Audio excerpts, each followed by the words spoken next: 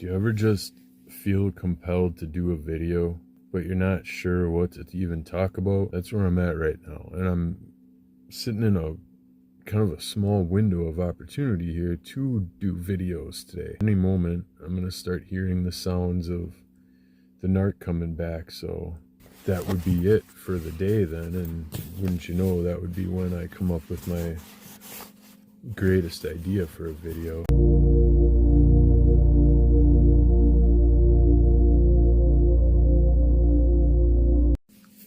It'd be nice if I could even come out and tell him that I even have a YouTube channel. He might know that I have a YouTube channel, but he definitely doesn't know the nature of the videos that I'm putting out there.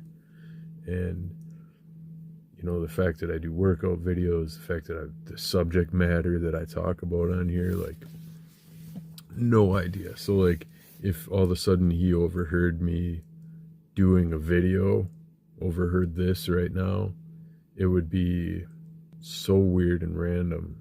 He'd probably go to a place of fear. What the hell is happening right now?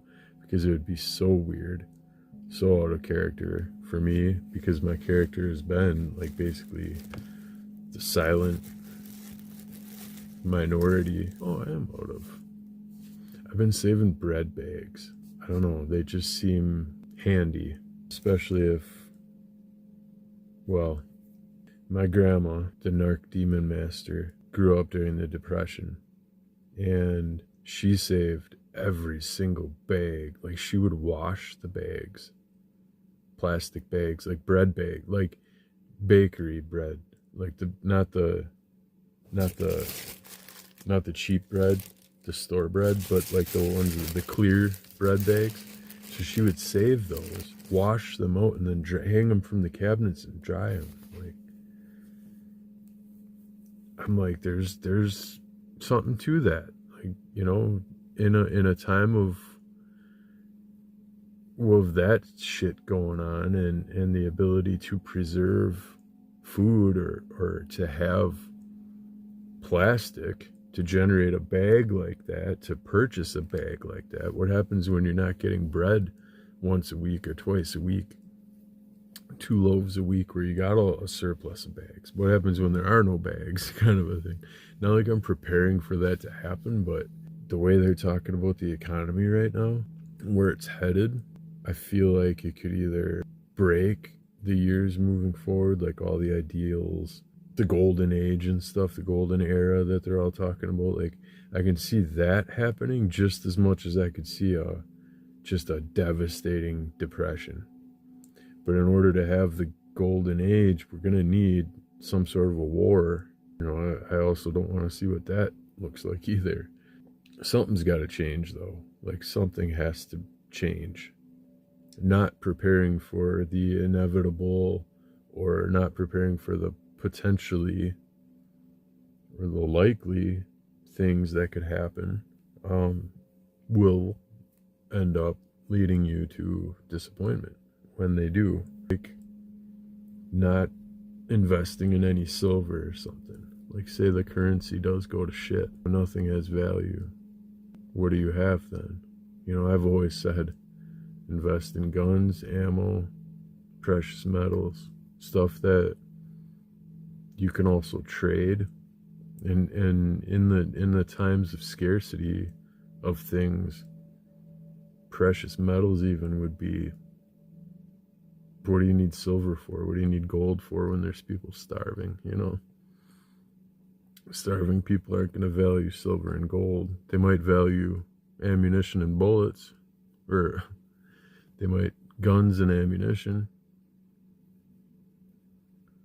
But what do I know? Because I tried to tell the narc a couple months ago he should be buying silver. And has he? Likely not.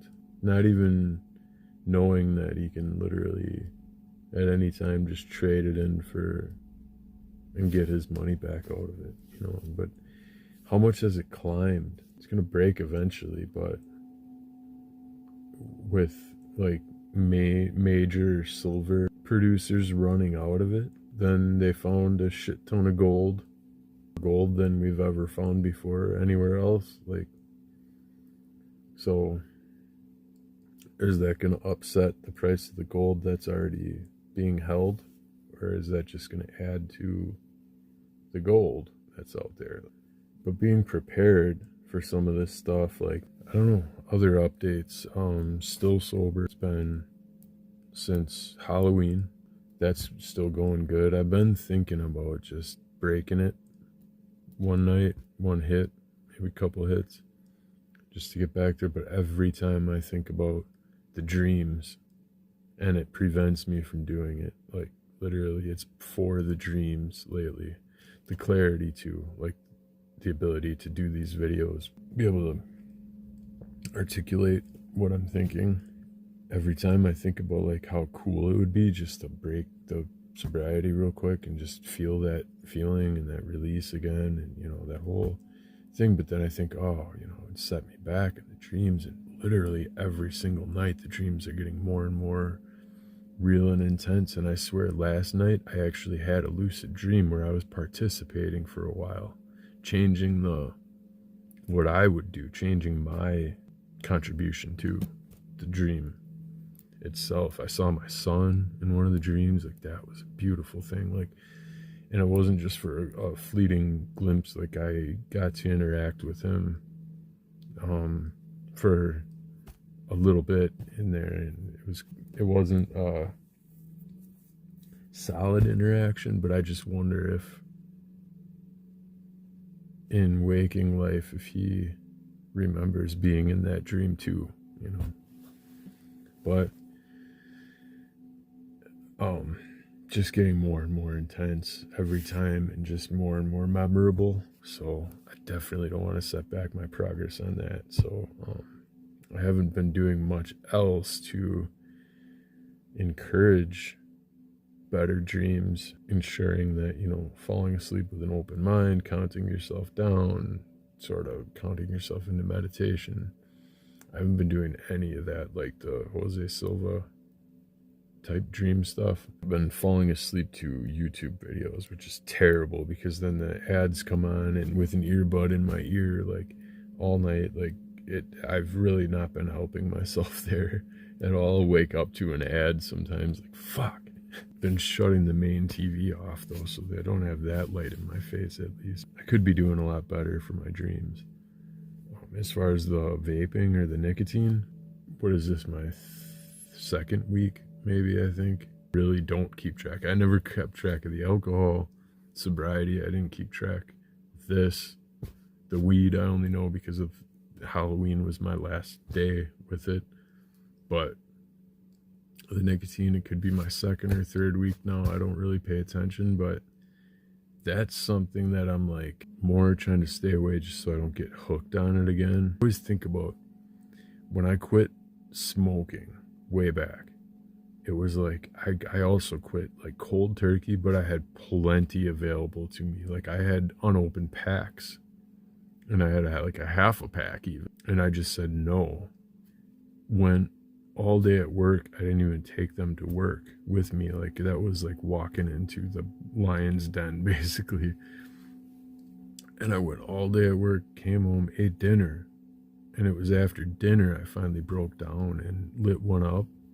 And I got halfway through it, I just couldn't feel my legs anymore. I just weird ass the buzz, and I was like, fuck this, put it down. Did the same thing the next day, and that was the last cigarette I ever lit. And I sold those unopened packs back to the gas station that I bought them from. And I kind of did the same thing with the vaping this time too. With the nicotine, was like, every time I think about taking a hit of a vape, which sounds great, like sometimes you feel that stress, or you feel the trigger, you feel the craving, and you're like, yeah, you know, yeah, maybe now's the time. Maybe I just do it quick, and, you know, I don't tell anyone about it. But I always think about, now what's that nicotine really gonna make me feel like? My brain is trying to remind me of the good in it and the things that I like about it. But then I'm gonna remember that state of the rest of it that it puts you in. And I'm like, yeah, nah, maybe I don't need it right now. I'll just go and grab a gummy or something. I've been trying to cut back on the gummies, and that might be increasing my cravings for the actual thing, because I've realized, like, I'm, not as trim as I was when I stopped vaping 2 weeks ago or whatever it is. Noticed the effects of relying on the gummies, and so I'm not liking it, and so I'm cutting back on the gummies as much as possible. I don't say gummy, like the fruit snacks. I just call them gummies, but the fruit snacks, gummies, they help, and at times they feel like so insignificant to the real thing, but you just keep that strong resolve, like, this is better, this is all you need. Like, you don't need the nicotine. You want flavor in your mouth, grab a fruit snack. You want something going on in your mouth, keep it in there for a while, suck on it, play with it, whatever. Grab another one, grab 3. Still better than a single vape, Those kind of things, just constantly telling yourself, would help you get over the nicotine cravings.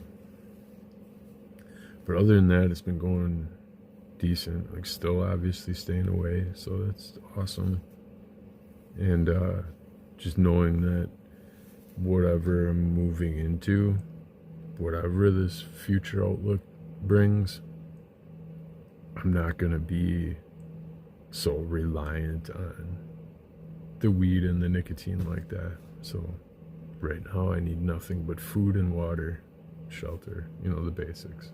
But the basics, not the ones that I've been tricked into making a necessity in my life. And it's no longer a necessity, which is also why I feel a little bit more, which I shouldn't take this at all for me to feel this way, but it feels more justified requesting some of the things that do bring me more joy, go beyond the essentials, because I'm not consuming the nicotine and the weed. I feel like keeping the joy up in your life is definitely tantamount to sobriety and to mental fortitude, as far as being able to stay away from the nicotine and this dealing with the stresses as they come up. If you are already like in a happy place, you can deal with those kind of life stresses a lot better when they do come up. It definitely does take taking good care of yourself to get through some of that stuff. And it's a clear sign of someone who is not taking care of themselves, who are so quick to rely on the things like nicotine and weed. And when I was in weed, I'm not saying you don't take care of yourself. Like, I was taking good care of myself when I was in the weed, but you're taking even better care of yourself if you can walk away from weed and not feel like you're, just even having the ability to walk away for even a couple days. You're taking good care of yourself because you're not succumbing to the stress, and the stress isn't overwhelming to the point where you need it absolutely to function. I've been there. Weed got me through a lot of shit. There was a time when I swore by it for my sobriety from alcohol. I went straight from alcohol to THC or Delta 9, whatever, Delta 8 type stuff, and hadn't looked back for years. I was still, working a job and then using it in the evenings, not at the job, but using a small amount in the evenings for years. And so, but it was holding me back, really. When I think about my potential clarity that I could have had, the amount of clarity I have now compared to it's not just getting high in the evening and then showing up for work the next day as if you're perfectly sober, because it is still very much in your system for weeks.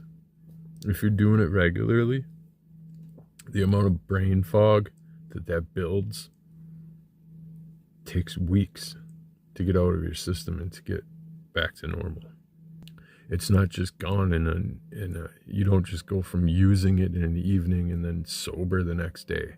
You are still very much impaired. I don't care what anyone says about that. This has been tried and true since high school. Like, guaranteed. It takes at least a week until you're starting to think, fully clear-headed, 100%, along those lines. It's knowing all that's definitely helped keeping me on the straight and narrow here. That's my motivator. My dreams, self-reliance, not needing anything outside of myself besides, the food and the water. It does help with understanding your sovereignty too, your individual sovereignty, knowing that you're sovereign from the burden of the addiction, like the repetitive need for something. Like, even if you if you're not prepared to admit THC can form like addictive behaviors, the need for repetitive use is a behavior, an addictive type behavior. So THC might not be addictive like nicotine, and they even say that nicotine isn't. It's the everything else associated with it, the delivery of the nicotine that becomes habitual. So I broke the habit. Like, my oral fixation gone. Like, I might have dipped into the gummies maybe twice yesterday, and that wasn't until later on when I was just dipping in the gummies because I was bored. Other than that, like, I just don't need it anymore, which is great. It's very liberating.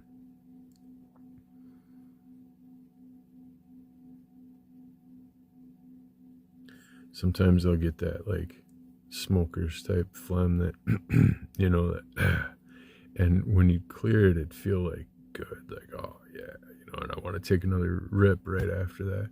Like, those kind of feelings, like, I know those feelings, and it triggers a craving every time. I clear my throat or clear that smoker phlegm kind of, and it'll be like, oh, that feels so good right now, but persevere. Don't let yourself fall back into there if you're trying to do the same as I am.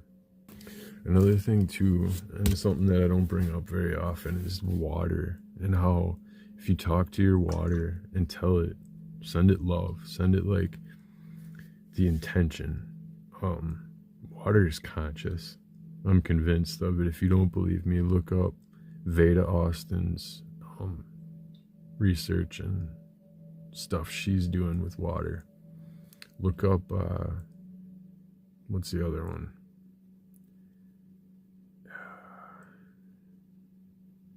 Yamamoto or Hitoshi something. I don't know. It's been around forever, but his little pictures of like snowflakes and stuff. There's something going on there, and you can definitely put intention into water. And if you drink it with the intention of, yes, this is going to fill me with white light, and it's going to fulfill all my needs and desires, and it's going to take care of this craving, it's going to take my mind off of everything that I think I might need, whatever. It will. Like, it's a miracle. It's all of a sudden it's gone. Just boom. I don't need it. Yeah, that was good. Like, I might, even if, like, I don't know, if you're trying to, like, during a fast or something, like, you're trying to, like, just stave off the hunger, you're like, yes, the water will fulfill me with everything I need. You take a sip of the water, all of a sudden your hunger pangs are gone. You're like better. So there's that too. And I don't say it enough, but a lot of times, like, if I am hungry or I need, like, I just feel like unsatisfied, I'll just be like, this water will fill me with everything that I think I need right now. And appreciate like, I fill my mouth and then I swallow it gradually, slowly, in like 3 different swallows. I don't know how you guys drink water, but I take it in slowly and intentionally too. And so, just some things I'm doing, just shooting the shit, spending the time with you guys, because I don't know how long I'm going to have today to record, so this might be it, and then I'll just spend the rest of my day editing. Ultimately, it's been being very aware of the sources and pursuit of the acquisition of dopamine, being aware of that, being aware of the triggers, and how the subconscious pursuit of dopamine is, and where that can lead your behaviors, your triggers. Sometimes maybe not even realizing that it is that, but when you break it down, that's like where it stems back to. Being aware of those automatic triggers. If you understand semen retention and how that alone keeps you away from a lot of huge dopamine hits, you start to realize that that's all it ever was a pursuit of dopamine. The pleasure's great, but the dopamine is what it was all about. The weed, the cigarette, the nicotine, scrolling on your phone, all of these sources of dopamine.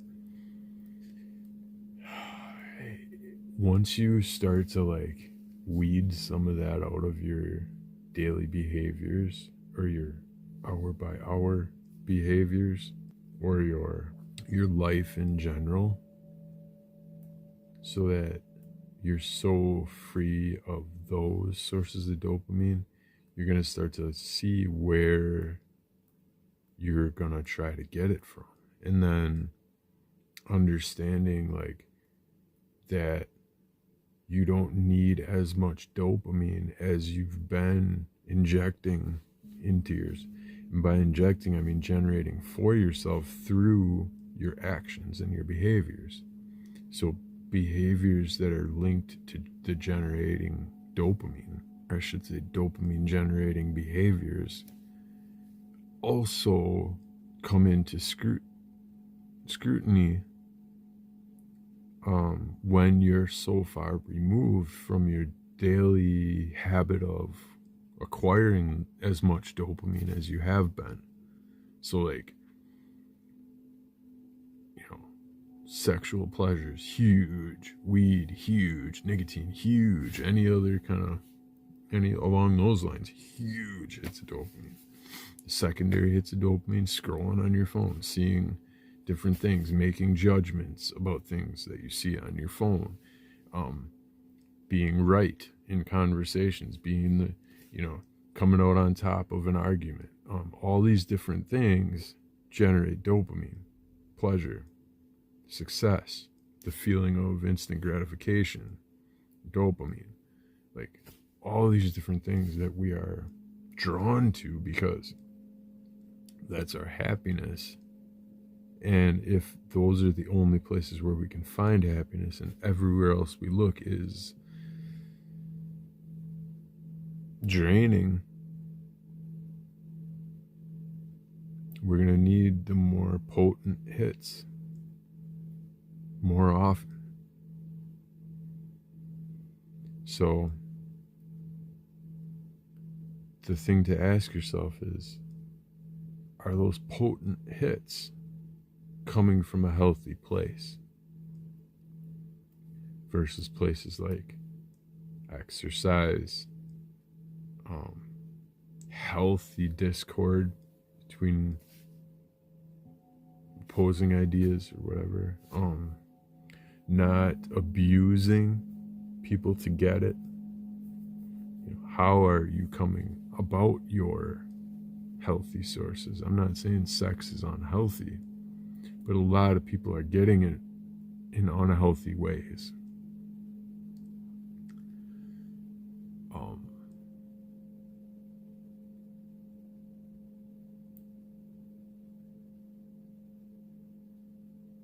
You think, like, how unhealthy could it be if I'm just me sitting here doing my thing in private? It's unhealthy to you if you're watching Pornhub or something. Your energy is going completely outside of yourself to a place that you're sending it out and you're depleting yourself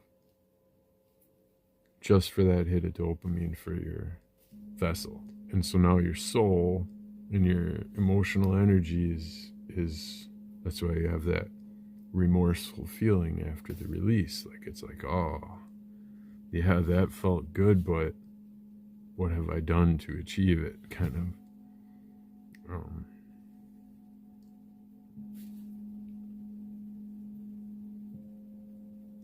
You start to really call into question all those things, and it definitely is a path of enlightenment, almost to the sense of like, can start to understand the monks and really trace back a lot of their behaviors that made it so unappealing to become a monk, like, you know, their celibacy and, you know, along those lines, but even to their lack of meat and those type of things aren't just related to the energetic karma that you take on from killing animals, but the training your psyche not to get that dopamine.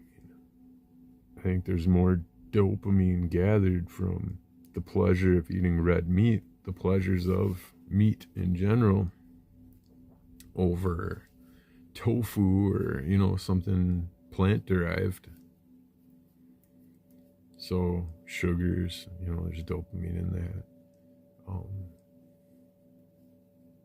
But it's very much regulating the intake of dopamine. Obviously sourced through yourself, through the behaviors, the expenditure of behavior that leads to the release of dopamine, I should say.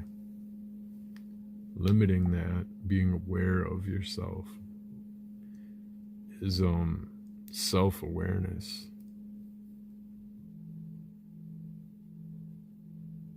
And it makes it so that when you do experience organic dopamine producing